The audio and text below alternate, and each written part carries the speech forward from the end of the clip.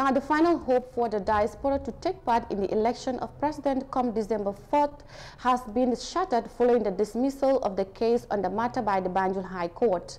The civil suit by 5 concerned Gambians sought the endorsement of diaspora voting by end of year when the extended term of the 2016 coalition comes to an end. Members of the public are still longing for a day when living abroad wouldn't make any difference in the rights to vote. Details of that in this report. The debate over the diaspora voting has created a lot of friction among Gambians abroad, the government of the Gambia and the Independent Electoral Commission IEC. The application before the High Court against the Attorney General and the IEC to enforce the Supreme Court judgment in favor of diaspora voting. The court had ruled that Gambians in the diaspora are entitled to register and vote in any public election and referenda. Government, however, argued that there was no funding for the diaspora to vote as it was not catered for in the 2021 national budget. Despite the legal setbacks, many are of the view that the electoral body still has time and chances to facilitate the registration of the diaspora for their participation in the next presidential election.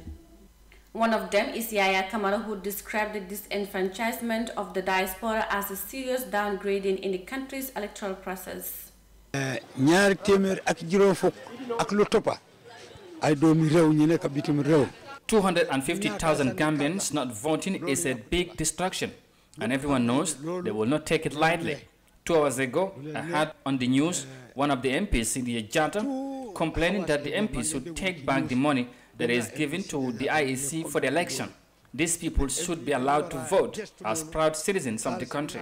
We have the Senegalese here, and they vote during their election. So why can't Gambians outside do the same thing? They should be allowed to vote for who they want.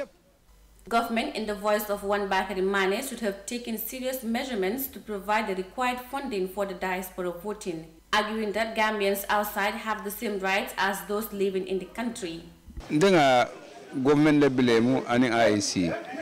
The Gambians in the diaspora have all rights to vote, just like other Gambians here.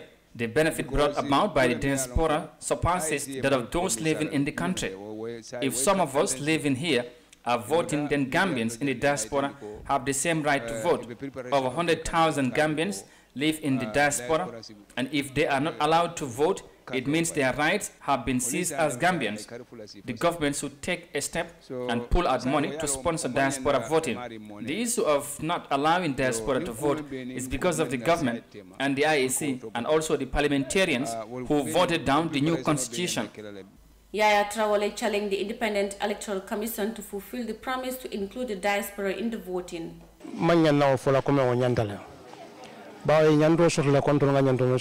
I blame the government and the IEC. I believe that they should vote because this is something promised by the IEC some months back.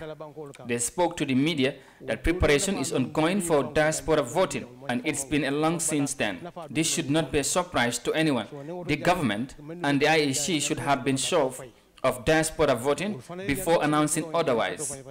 Following the High Court dismissal of the diaspora voting case over lack of jurisdiction, the applicants are still committed to pursue their goal back to the Supreme Court where it all began.